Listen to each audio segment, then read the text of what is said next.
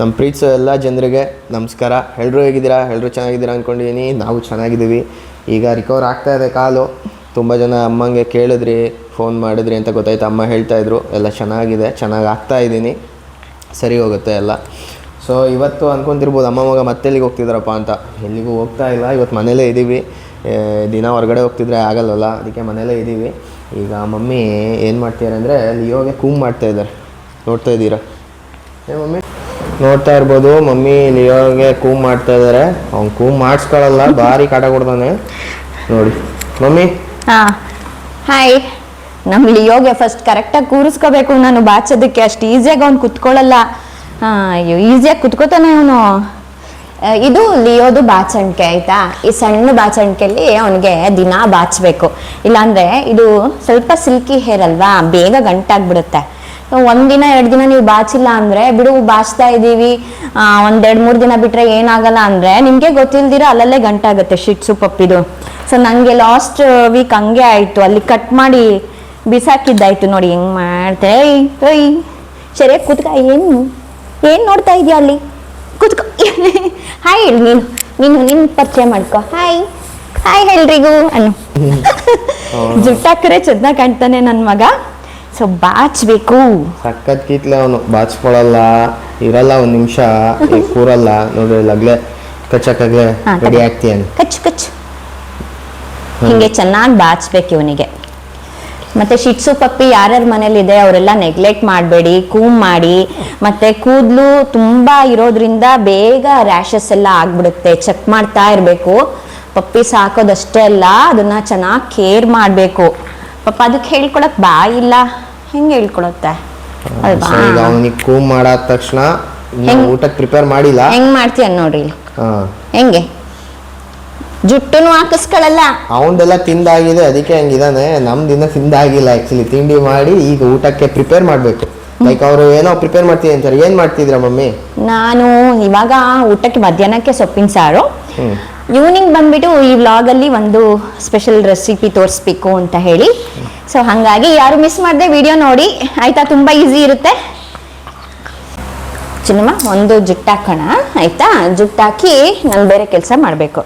ನೀವು ತಿಂತಾ ಇರ್ರಿ. ನೋಡಿ ಇವನಿಗೆ ಜುಟ್ಟು ಹಾಕೋದು ಎಷ್ಟು ಕಷ್ಟ ಅಂತ. ಏನೋ ತಿಂತಿದ್ದಾನೆ. ಓಕೆ, ಈಗ ಹಾಕೋದು ನೋಡೋಣ. ನಾನು ಅಂದ್ಕೊತಿದ್ದೆ ಇವನಿಗೆ ಚೆನ್ನಾಗಿ ಕೂದಲು ಬಂದಮೇಲೆ 2 ಜುಟ್ಟು ಹಾಕಿ ಹುಡುಗಿ ಥರ ಚಂದ ರೆಡಿ ಮಾಡಿ ಓಡಾಡಿಸ್ಕೊಂಡಿರೋಣ ಅಂತ. ಬಟ್ ಇವನಿಗೆ ಒಂದು ಜುಟ್ಟು ಹಾಕೋದೇ ತುಂಬ ಕಷ್ಟ. ಈಗ ಯಾಕೋ ಸುಮ್ಮನೆ ಇದ್ದಾನೆ. ವಿಡಿಯೋ ಮಾಡ್ತಿದ್ದೀವಿ ಅಂತ ಇರಬೇಕು. ಜುಟ್ಟು ಹಾಕೋದು ಎಷ್ಟು ಕಷ್ಟ ಅಂತ ತೋರಿಸೋಣ ಅಂತಿದ್ದೆ ನಿಮಗೆ.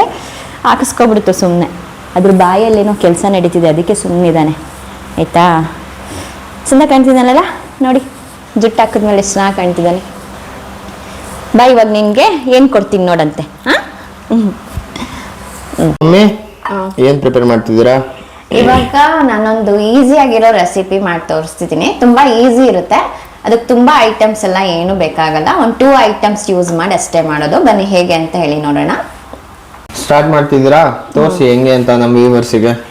ಓಕೆ, ಇವಾಗ ಉತ್ತುತ್ತೆ ಗೊತ್ತೇ ಇದೆ, ಎಲ್ರ ಮನೆಯಲ್ಲೂ ಉತ್ತುತ್ತೆ ಇರುತ್ತೆ. ಇಲ್ಲ ಅಂದರೆ ಸ್ವಲ್ಪ ತಗೊಳ್ಳಿ ಆಯಿತಾ. ನಿಮ್ಗೆ ಎಷ್ಟು ಬೇಕೋ ಅಷ್ಟು. ನಾನಿಲ್ಲಿ ಸ್ವಲ್ಪ ಮಾಡಿ ತೋರಿಸೋದಲ್ವಾ, ಸೊ ಸ್ವಲ್ಪ ಮಾತ್ರ ತೊಗೊಳ್ತೀನಿ. ಒಂದಿಷ್ಟು ಇಷ್ಟು ಉತ್ತುತ್ತೆ ತೊಗೊಂಡಿದ್ದೀನಿ. ನೆಕ್ಸ್ಟು ಎನಿ ಡ್ರೈ ಫ್ರೂಟ್ಸ್ ಆಯಿತಾ. ನಿಮ್ಮ ಮನೇಲಿ ಯಾವುದಿದೆಯೋ ಅದು ತೊಗೊಳ್ಳಿ. ಸ್ವಲ್ಪ ತೊಗೊಂಡ್ರೆ ಸಾಕು, ಇಲ್ಲ ಅಂದರೂ ನಡೆಯುತ್ತೆ. ಸ್ವಲ್ಪ ಟೇಸ್ಟ್ ಬರಬೇಕಲ್ವಾ. ನಾನಿಷ್ಟು ಬಾದಾಮಿನ ಹಾಕ್ಕೊಂಡಿದ್ದೀನಿ. ನಿಮ್ಗೆ ಎಷ್ಟು ಬೇಕೋ ಅಷ್ಟು ಹಾಕ್ಕೊಬೋದು. ಜಾಸ್ತಿ ಹಾಕ್ಕೊಂಡ್ರೆ ಸರಿ ಹೋಗಲ್ಲ. ಸೊ ಕಾಣಿಸ್ತಿದ್ಯಾ? ಇಷ್ಟು ತುತ್ತೆ ತೊಗೊಂಡಿದ್ದೀನಿ, ಇಷ್ಟು ಬಾದಾಮಿ. ಒಂದು ಅಂದಾಜಲ್ಲಿ ತೊಗೊಂಡಿದ್ದೀನಿ ಅಷ್ಟೇ, ಏನು ಮೆಜರ್ಮೆಂಟ್ ಮಾಡ್ಕೊಂಡಿಲ್ಲ ನಾನು. ಈಗ ನೆಕ್ಸ್ಟ್ ಏನು ಮಾಡ್ತಿದ್ದೀರಾ ಮಮ್ಮಿ? ಉತ್ತುತ್ತೆ ಗೋಡಂಬಿ ತೊಗೊಂಡಿದ್ದೀವಲ್ಲ, ಸೊ ಇದರಲ್ಲಿ ಸಣ್ಣ ಸಣ್ಣ ಬೀಜ ಇರುತ್ತೆ ಅಲ್ವಾ, ಅದನ್ನ ಬಿಡಿಸ್ಕೊಳ್ಬೇಕು. ಸೊ ಇದು ನೀವು ಕೈಯಲ್ಲಿ ಬಿಡಿಸ್ಕೊಳ್ಳಿಕ್ಕಾಗಲ್ಲ, ಹಾಗಾಗಿ ನಾನು ಇಲ್ಲಿ ಕಲ್ಲಿಗೆ ಹಾಕ್ಕೊಂಡು ಸ್ವಲ್ಪ ಅಷ್ಟೇ ಜಜ್ಜಿ ಸಾಕು. ಸ್ವಲ್ಪ ನೋಡಿ, ಇದು ಈ ಥರ ಈಸಿಯಾಗಿ ಓಪನ್ ಆಗ್ತಿದೆ ಅಲ್ವಾ.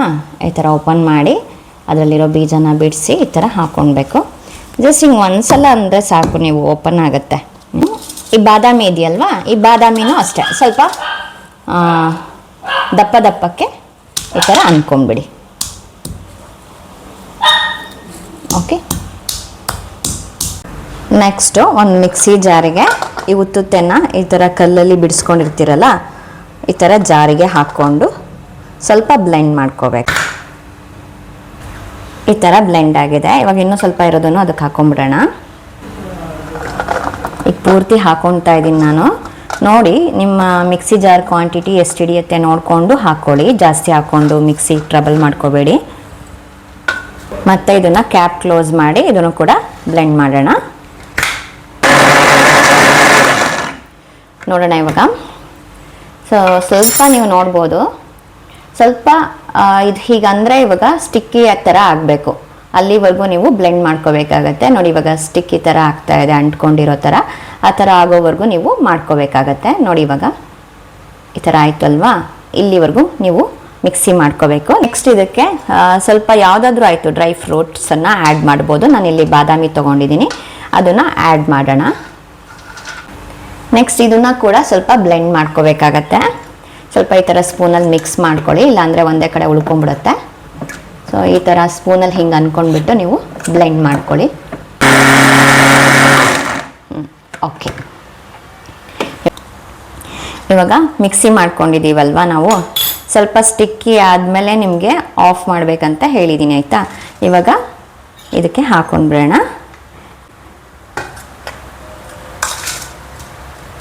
ನೋಡಿ ಈ ಥರ ಆಗುತ್ತೆ. ನೀಟಾಗಿ ಪೌಡ್ರ್ ಆಯಿತು. ಕೆಲವರು ಉತ್ತುತ್ತೆನ ಹಿಡಿದೇ ಕೊಟ್ಟರೆ ತಿನ್ನೋದಕ್ಕೆ ಇಷ್ಟಪಡಲ್ಲ ಅಲ್ವಾ? ಸೊ ಅವಾಗ ನೀವು ಈ ಥರ ಮಿಕ್ಸಿ ಮಾಡಿಬಿಟ್ಟು ಕೊಡ್ಬೋದು.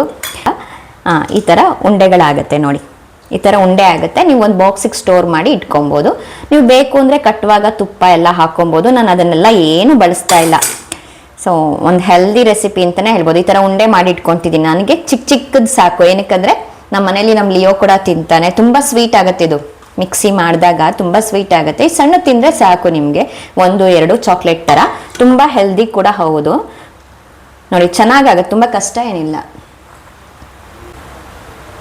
ನೋಡಿ ಈಸಿಯಾಗಿ ಬರ್ತದೆ ಅಲ್ವಾ ಉಂಡೆ. ನೀವು ಕಟ್ಟಕ್ಕೆ ಕಷ್ಟನೇ ಇಲ್ಲ. ಬೇಕಂದರೆ ನಾನು ಹೇಳಿದ್ನಲ್ಲ, ತುಪ್ಪ ಹಚ್ಕೊಂಡು ನೀವು ಕಟ್ಬೋದು. ನಂಗೆ ಅದೆಲ್ಲ ಏನೂ ನೆಸಸರಿ ಇಲ್ಲ. ಓಕೆ, ನಾನು ಆದಷ್ಟು ಹೆಲ್ದಿಯಾಗಿ ಫುಡ್ನ ಪ್ರಿಪೇರ್ ಮಾಡೋದಕ್ಕೆ ನೋಡ್ತೀನಿ.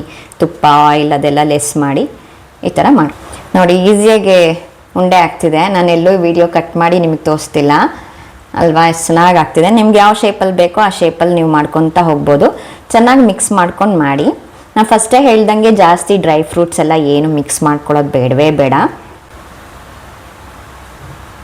ಚೆನ್ನಾಗಿದೆ ರೆಸಿಪಿ. ಓನ್ ರೆಸಿಪಿ ಇದು. ಲಿಯೋಗ್ ಮಾಡೋಕ್ಕೆ ಕಲ್ತಿದ್ದು.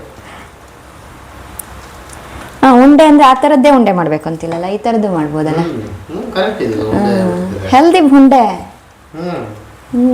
ಉತ್ತುತ್ತೆ ಯಾರು ತಿಂತಾರೆ? ಉಂಡೆ ಮಾಡಿ ಒಂದು ಬಾಕ್ಸಲ್ಲಿ ಹಾಕಿ ಇಟ್ಕೊಂಡ್ಬಿಟ್ರೆ 2 ದಿನಕ್ಕೊಂದ್ಸಲ ಮಾಡಿಟ್ಕೊಂಡ್ಬಿಟ್ರೆ ಸಾಕು.